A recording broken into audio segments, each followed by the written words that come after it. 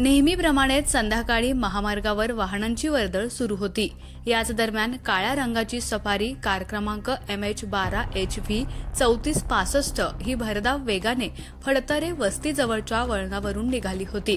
Car चालक मद्यधुंद अवस्थेत असल्यानं रस्त्याचा अंदाज न आल्यानं त्यानं थेट पथदिव्याच्या खांबावरच कार घातली।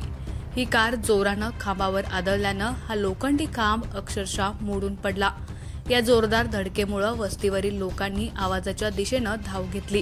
कारच्या जोराच्या धडकेमुळे उंच आणि भक्कम असलेला खांब ज्या ठिकाणी पडला त्याच भागात शेतकऱ्यांची जनावरे दावणीला बांधलेली होती। तसेच आजूबाजूला लहान मुले खेळण्यात दंग झाली होती। काळ आला होता पण वेळ आली नव्हती, म्हणूनच ही बालके व जनावरे थोडक्यात बचावली। विशेष म्हणजे या धडकेत कारचं मोठं नुकसान झालं।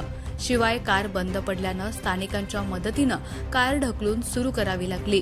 मात्र कार सुरू होताच त्या मद्यधुंद चालकाने घटनास्थळावरून दहिवडीच्या दिशेनं धूम ठोकली।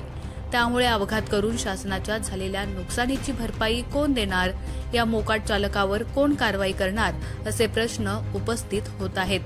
ड्रिंक अँड ड्राईव्हच्या घटना वारंवार घडत असल्यानं पोलिसांनी या चालकाचा शोध घेऊन कारवाई करण्याची आवश्यकता असल्याची चर्चा या निमित्तानं ऐकायला मिळत आहे।